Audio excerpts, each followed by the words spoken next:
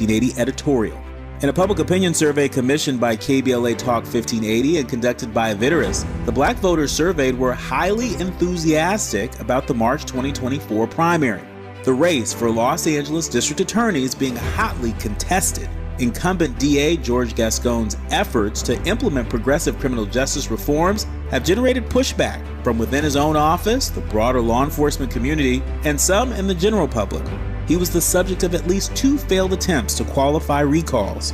The concerns about crime are reflected in the polling results of black voters. Nearly 1 in 4 have been victims of violent crime or have someone close to them who has been a victim. 1 in 5 black voters have personally been victims of property crime in the last 2 years. A majority of respondents feel less safe than they did a year or 2 ago, but they reject the notion that criminal justice reform has gone too far. This year, black voters will be looking for candidates who speak to the complexity of the issues as opposed to a one-size-fits-all approach. Nearly half of black voters have an unfavorable view of DA Gascon, but his challengers are largely unknown. Nearly half of the black voters are also undecided, which means there's a clear opportunity for candidates to connect with black voters. Our poll makes 3 things abundantly clear. Black voters matter. Black voters are closely following this race, and the candidates for DA have a lot of work to do. KBLA Talk 1580 is committed to the mobilization and use of the franchise to empower our audience to identify and pursue their interests in advancing equity, inclusive representation, and multiracial solidarity. For KBLA Talk 1580, I'm Dr. Nicordoli Corte. We welcome your feedback. I like to dedicate this to all of the Creator's righteous children. I have some food in my bag for you. Not that edible food, that food you eat. No, I have some food for thought. Since knowledge is infinite, it has infinitely fell on me. It was a stormy night. You know the kind where the lightning strike. And I was hanging out with some of my artsy friends. Ooh, you. The night was long, the night went on. We were cooling out until the break of dawn. Incense was burning, so I'm feeling right. I picked my friends like I picked my fruit. Then Annie told me that when I was only a youth, I don't walk around trying to be what I'm not. I don't waste my time trying to get what you got. I work at pleasing me, cause I can't please you. And that's why I do what I do. My soul flies free like a willow tree. Do we. And if you don't want to be down with me, you don't want to pick from my apple tree. And if you don't want to be down with me, then you don't want to pick from my apple tree. Welcome in. You are locked into hour 2 of RSVP with Jill Munroe here on KBLA Talk 1580.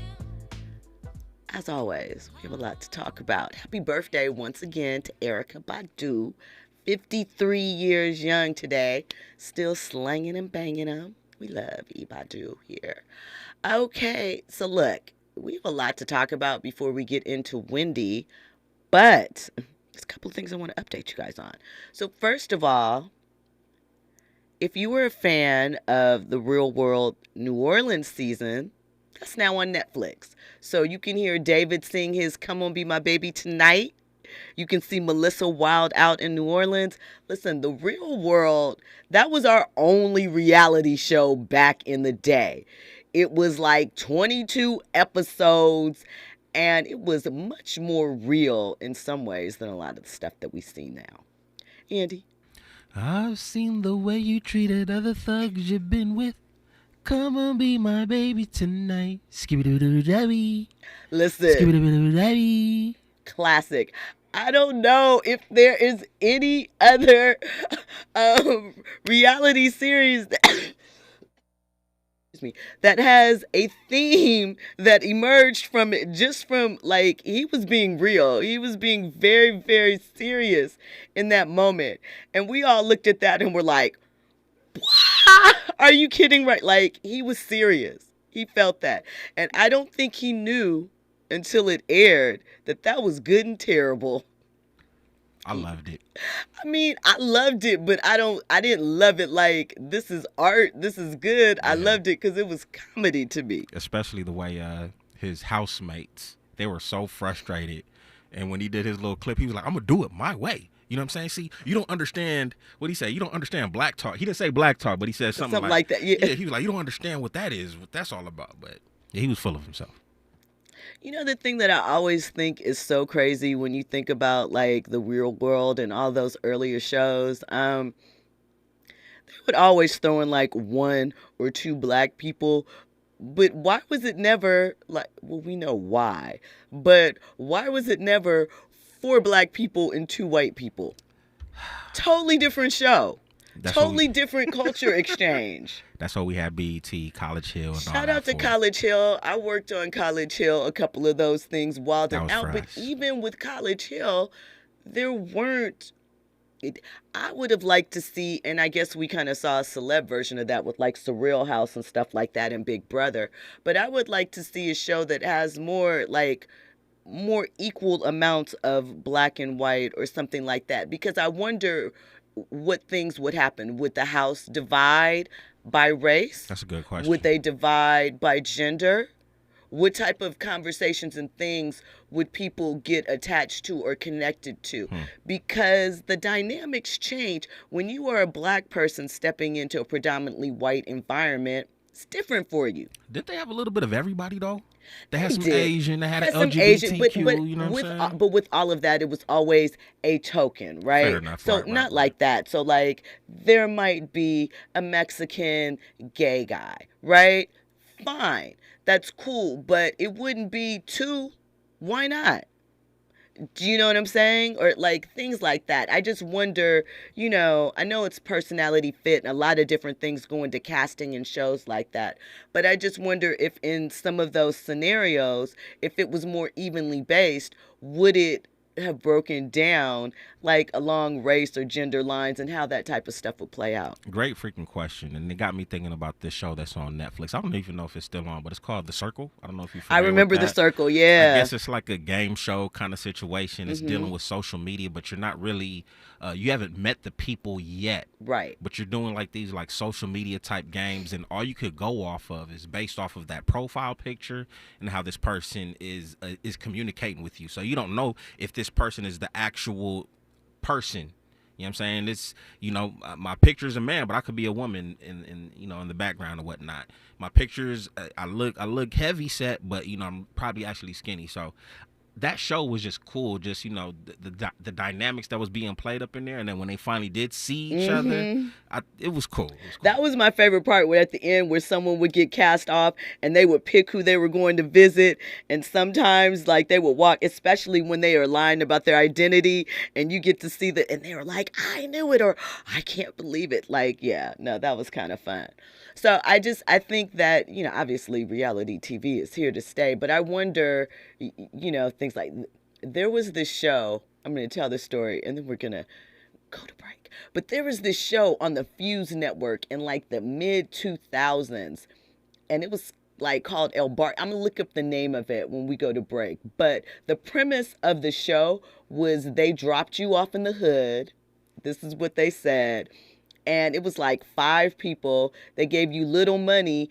And the challenges were like, sell this bag of oranges by the freeway so you could get money to eat for the night. And they put them up into a spot in the hood. And I was like, oh, people never discovered this show or don't know it existed, because nobody, you know how, when I say we, I mean the social community, not a specific we. But you know how we get when we latch onto something. And, you know, if collectively they had come across this thing, I don't even know how I randomly came across it. I'm going to tell you, I randomly came across it on YouTube or something, maybe a couple years ago. But it was bananas. And I was like, this would never fly in the 20 teens and above. Never.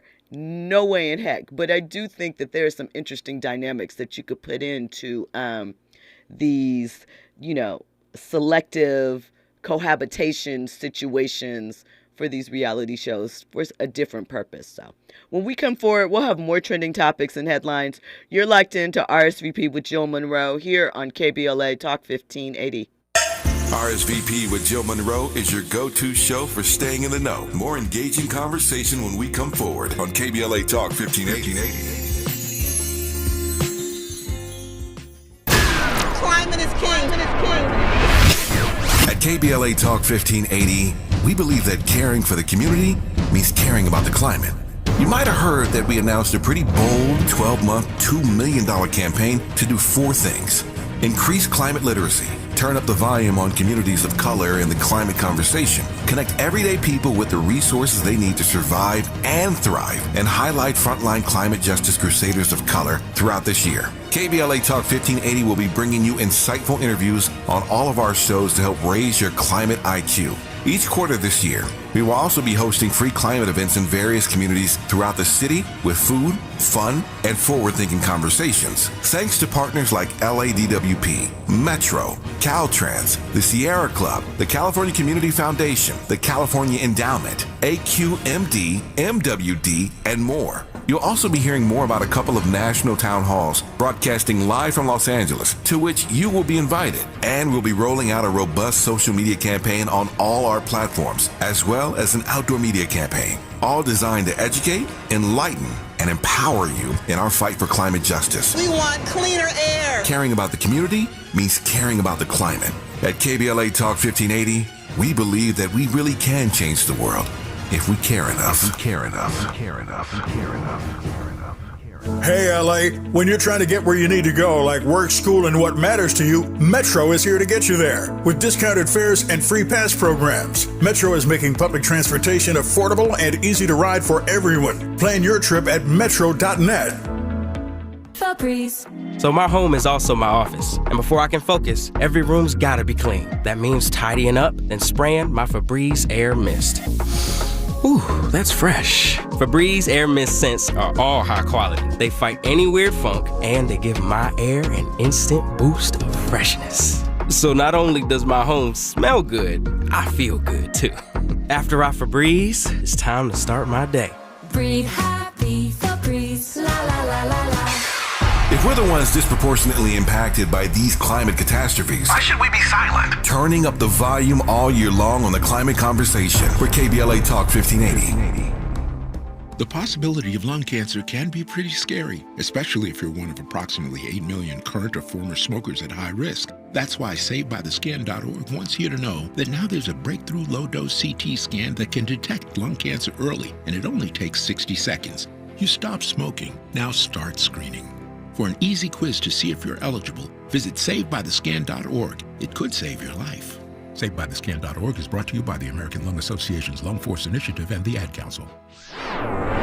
Hey, keeping you informed, entertained, and always ahead of the curve.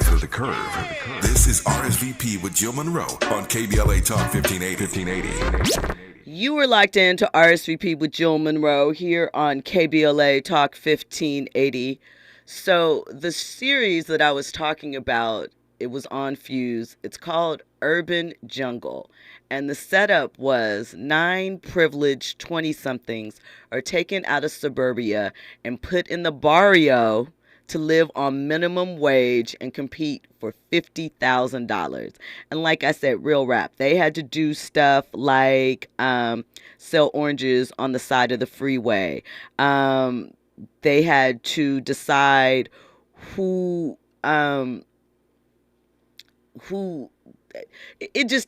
it was a pretty offensive show. I'm going to just say that, like some of the setups. And again, it could not live in these current times, but putting people in different setups and we continue to see that. Look at the girls' trips that have come from all the Housewives shows that have started a whole nother arm of the franchise. So I'm sure we'll see something like this, not like it's original. Listen, I want to shout out A$AP Rocky. He was out over the weekend. You know, it's Fashion Week, and we've seen a lot of people.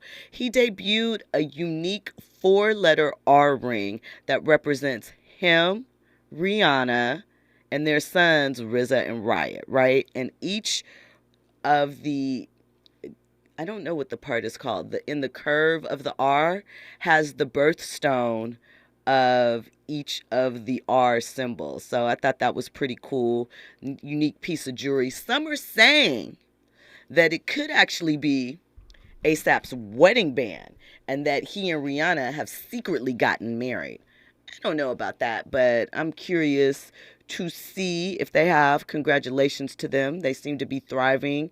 And Stevie Wonder to all of the conversation happening around Ree and somebody else that shall not be named in this instance, and just thriving and doing well. So shout out to them.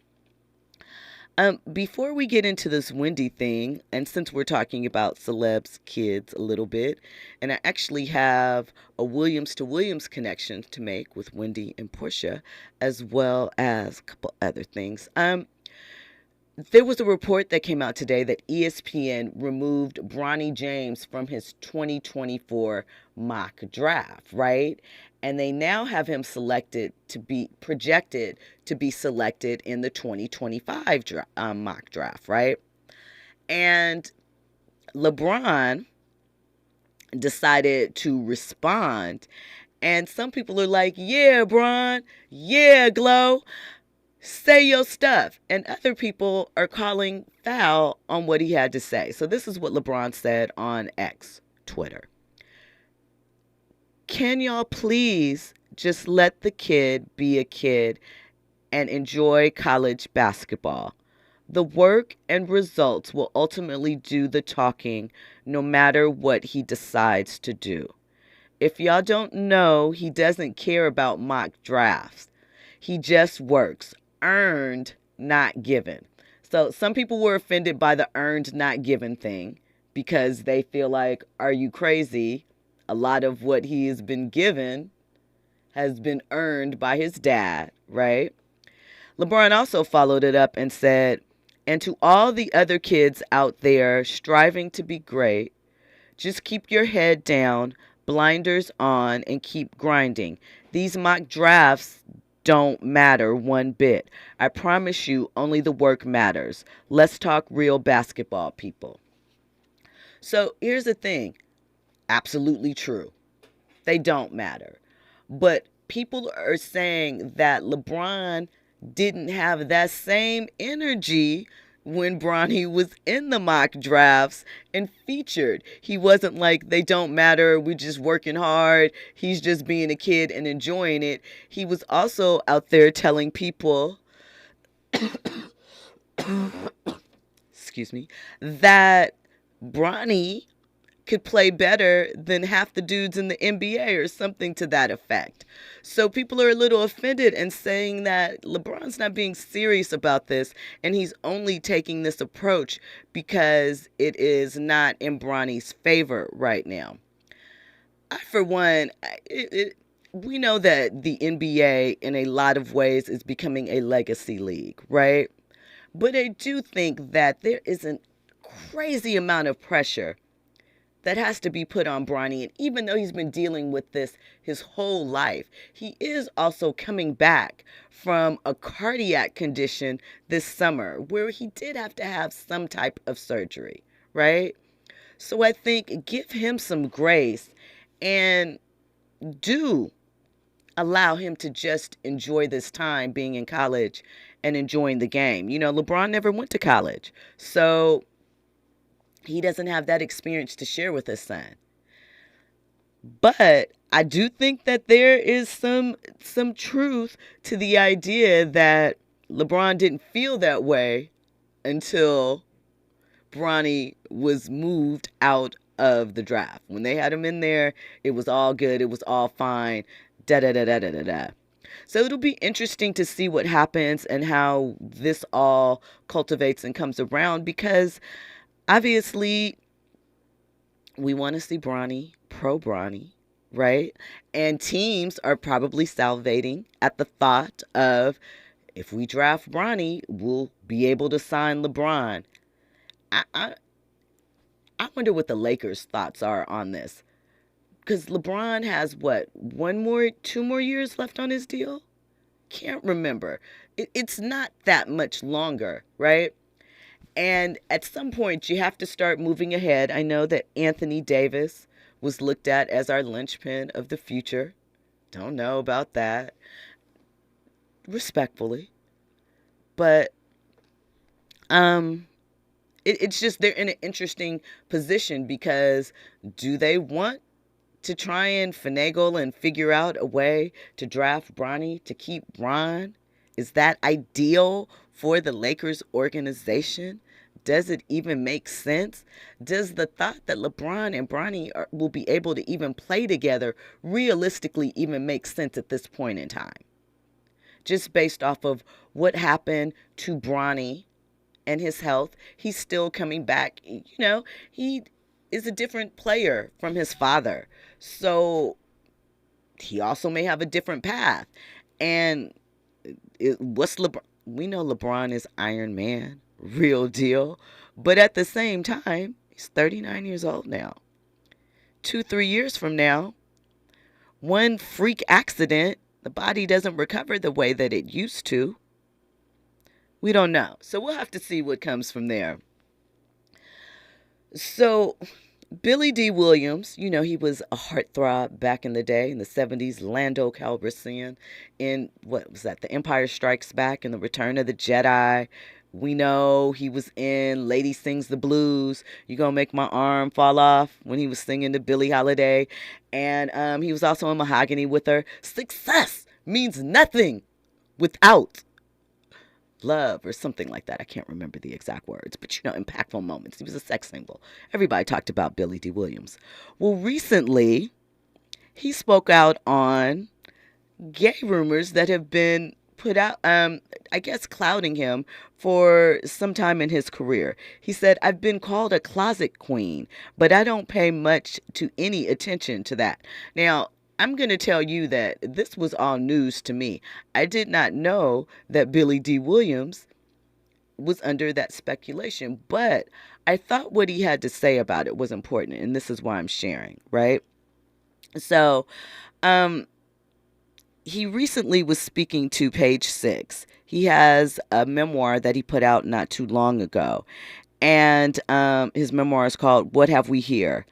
And in it, he talks about his 7 decades in entertainment, right? And various encounters he's had with celebrities, which we're used to hearing about in various memoirs and such, right? He said he had no issue back in the day with socializing with members of the LGBTQIA plus community.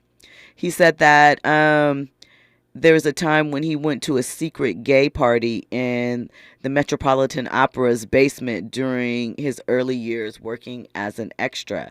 He says, "It all seemed very normal to me. I was around it all of my life, so I never really gave it much thought." He also said that his receptiveness to new ideas came through the development of this memoir. And he said he had a conversation with his daughter when they were speaking about Carl Jung's theory of amina and animus, which are the masculine and feminine, conscious and subconscious, right? And it led to his daughter introducing him to the concept of gender fluidity. And he said, "My daughter was very happy to think that I was gender fluid." But he says that his carefree view on the world doesn't necessarily lock into the categories that people would like it to. He says that he finds the conversation amusing, to say the least, right? But he also says it was a real interesting journey. And I think that, especially when you think in terms of Broadway or entertainment or Hollywood, there's always been this underground life. And obviously, a lot of that is coming far more into conversations now as these continued lawsuits come out, as we've seen the things with Weinstein and Cosby and now Diddy and et cetera, et cetera. And what is obvious is that everybody knew that there was alternative lifestyle things happening. 2, the thing that's really, really hard, and this is aside from Billy, and it will kind of lead us into our conversation about Wendy. Hollywood is a place that people really, really want to get into, and will really do anything willingly at the suggestion for a peak of what they think might be the promise of fame and fortune. In some cases, you may not even have to put out that much bait. They might just think the association is enough to get them there. And so it begs the question, right? Because no matter where you go, no matter where you look, there are people that are going to take advantage of people. If you are a giver, there is a taker that is going to take and take and take if you don't set up boundaries.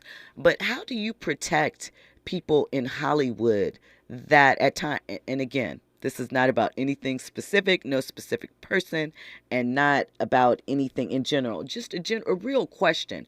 How do you protect the people that are, so many people are coming in droves to Hollywood year after year trying to solve their dreams? Or maybe it's not Hollywood even more, maybe it's Atlanta or wherever, but how do you protect people that don't realize they're setting themselves up, that they're making themselves bait?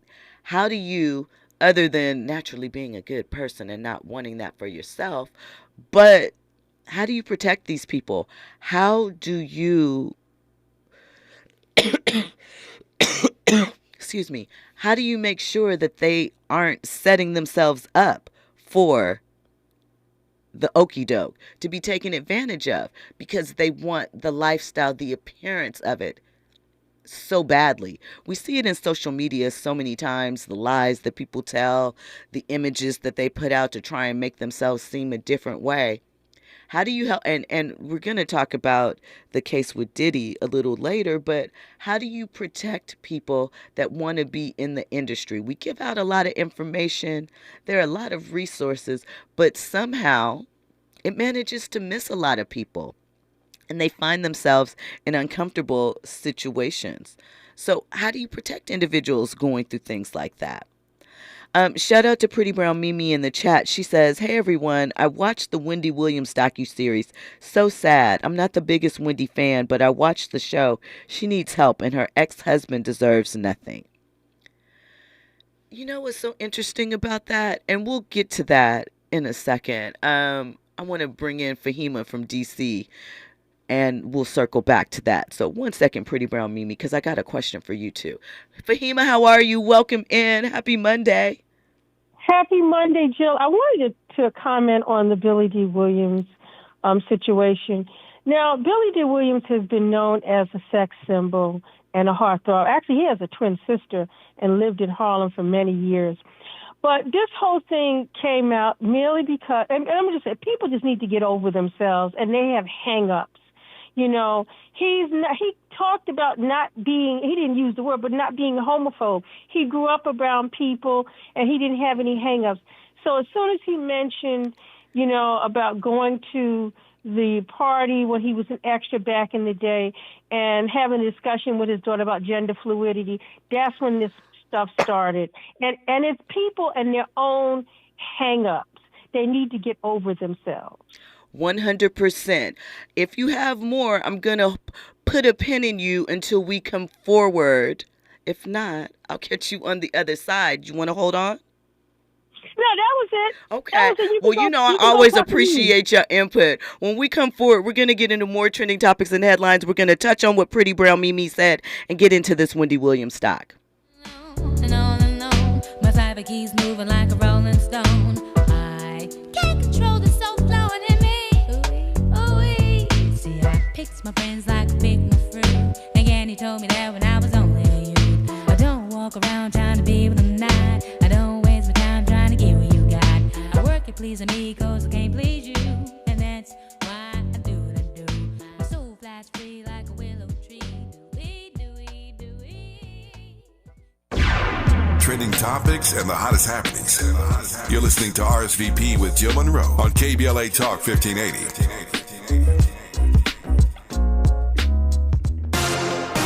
I'm Amber Payton. Here's the latest on the Black Information Network.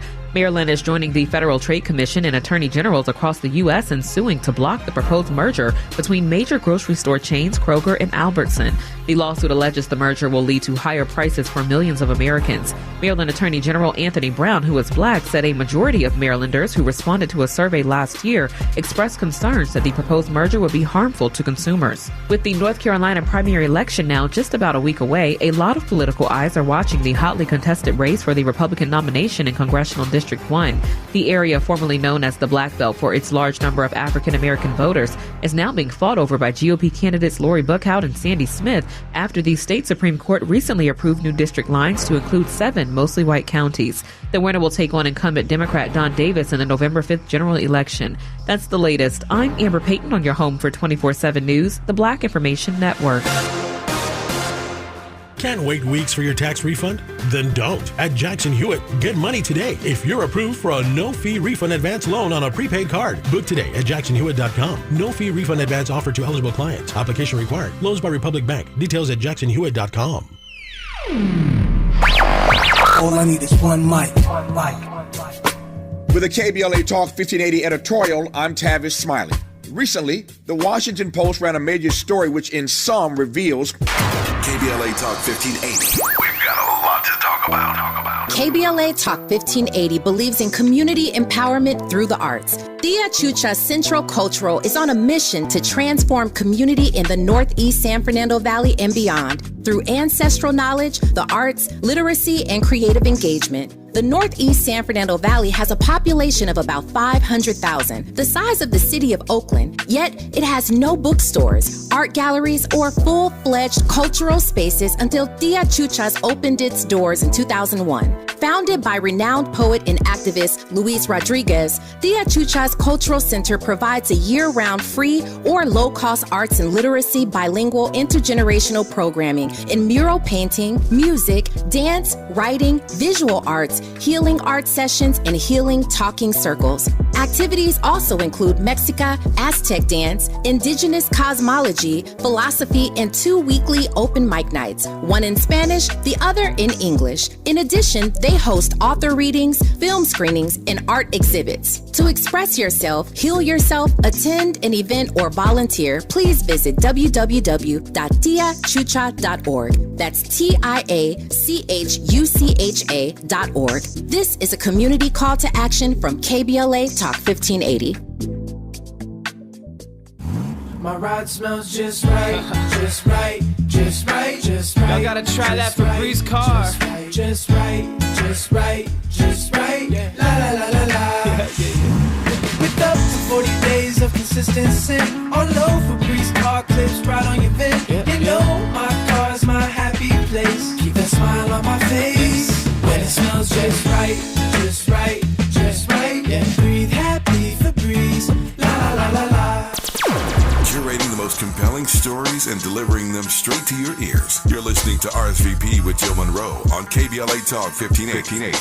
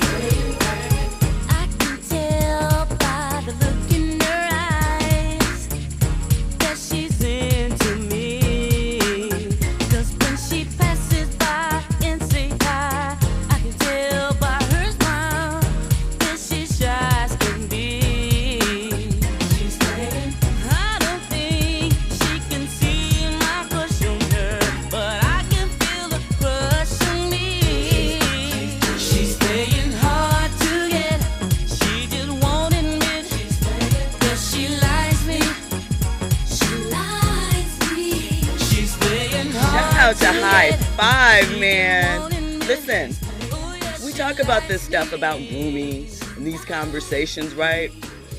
Andy, do you remember High Five's first single?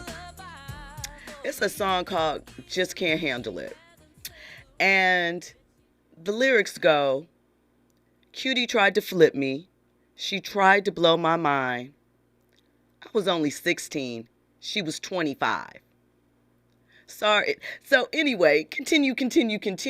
It's like whenever we have these conversations, that's why sometimes I feel like, were you guys listening to the same 90s music that I was? Were you watching the same TV shows and films? Because all of this, maybe to a younger generation, is surprising, but all of this has been out there and kind of very much in the open to a certain degree.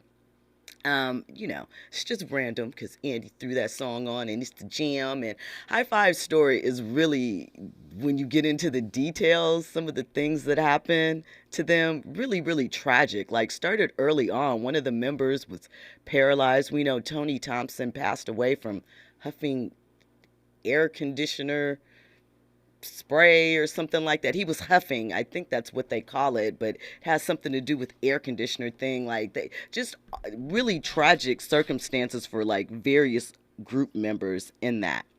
But I want to talk about this Wendy Williams thing because I think it's important to note there are some questions. One, it's incredibly sad. No matter what you feel about Wendy, it's incredibly sad. Two, again, I think we talked about this before. There are two schools of thoughts in regards to this docuseries. One, the conservatorship is up for review, allegedly, this year. And this docuseries, the reason why her family pushed for it and allowed her to be seen in this unfavorable light is because they wanted to show that whatever the guardians, the conservators were doing to help, it's not helping. That Wendy is better with her family, she's healthier, all of these other things. The other school of thought is that they are just taking advantage of her, they are pushing her, and they just want to work her down. There's a lot of questions, a lot of questions, and I won't even be able to get to all of them probably because there's so many. First of all, Kevin Hunter, Wendy's ex-husband, he came out with a tweet and delete on his Instagram story and said, okay, so everyone heard F. Kevin through the docuseries. No problem. The show took precedence over everything, including family. What I guess they left out was that while she was in Florida getting recovery 3 years ago, there were the secret calls her sister would set up with Debmar Mercury, Mort, and Ira, which has something to do with the production of her show, with false pretense that she would be getting her show back, that there was a lie and broke more than anything. They only were trying to get her there to satisfy an insurance claim so they could obviously replace the losses and the money that they were stealing, 5 to 15 million. He is accusing them of stealing from Wendy during this time when she has been ill. They wanted to control their sister and were trying to get the ultimate control for herself. Kevin is saying Wendy's sister was trying to get the control for herself and to be her medical proxy. And at the time, her sister's naiveness allowed her to only be played. And once she got back to New York, they kicked her sister out and Wendy began to spiral. While it is true, Wendy was doing better when she was in Florida. But I don't know. I have a hard time believing anything he said. The thing that is very confusing about the situation is, though he was taking advantage of her, he also seemed to be protecting her and taking care of her. But was it just to keep the money going? Wanda, which is Wendy's sister, did say that she was willing to step up and be Wendy's guardian, but then the court abruptly appointed someone different. Now, here's the thing. Wendy's son, right, was her power of attorney. And I know that Wells Fargo flagged some of his expenses. I mean, $100,000 in a year on Uber Eats is crazy to me. But, whatever. That's what he did. His rent was $80,000. And allegedly, he put these charges, some say it was on an Amex and not directly linked to her account. Not sure which way it went out. But what I would be curious to know is, was the same amount of money being spent on him before Wendy got sick? Because that would kind of give you an idea, right? Whether or not it was egregious and if they just stepped in and took advantage. Also, I understand the concept in theory of a professional guardian, but I don't understand how a bank can have that much control, especially when you're talking about your health and recovery. And the third point to that I don't understand is, why isn't her family sued them? Or why aren't we in court behind any of this if they feel that there's that wrong?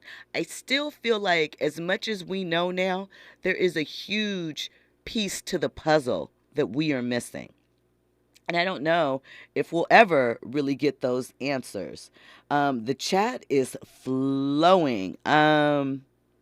Yeah. Forensic accountant says Gil stopped hearing famously saying, down some dead end streets, there ain't no turning back.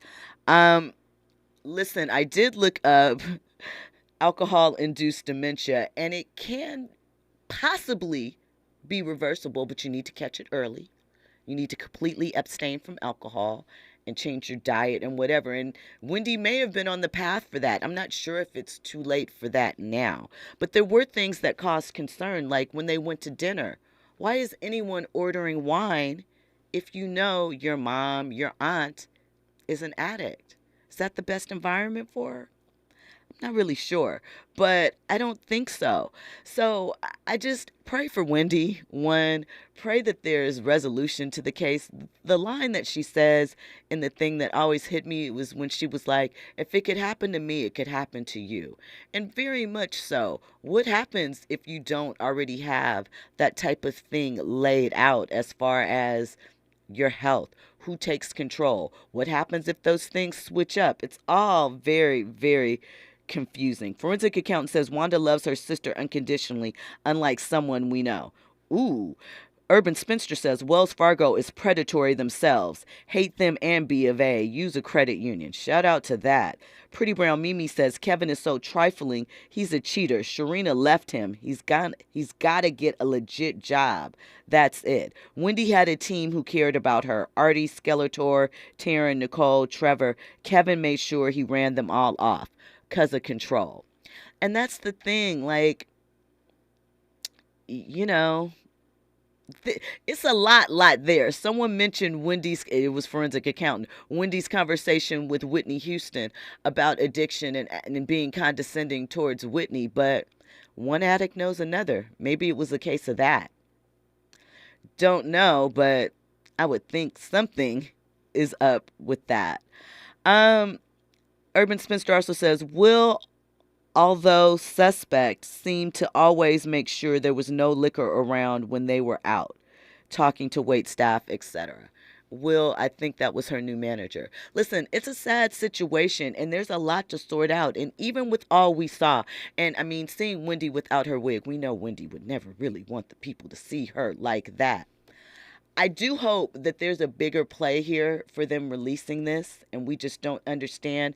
But I also think that there is something very big as far as a missing piece to this puzzle that we still haven't uncovered in all that was revealed and all the painful stuff that we had to go through in watching that. At least it was painful for me. I felt very sorry for Wendy. When we come forward, we'll have more trending topics and headlines. You're locked into RSVP with Jill Munroe here on KBLA Talk 1580. Infusing a sense of fun and entertainment in every episode. You're listening to RSVP with Jill Munroe on KBLA Talk 1580. More when we come forward. With no fees or minimums and no overdraft fees, banking with Capital One is the easiest decision in the history of decisions. Even easier than choosing Charles Barkley in a pickup game. We'll take Barkley. Ha! First pick. Sorry, kids. Yep, even easier than that. With no fees or minimums and no overdraft fees, is it even a decision? Okay, here's the plan. Pass me the ball every time. This is banking reimagined. What's in your wallet? Terms apply. See CapitalOne.com/bank for details. Capital One NA, member FDIC. It's game day at Jim's house, and the spread is impressive. Mike's already done some damage with the hot wings, and now he's dropping back and going deep for another slice of pizza.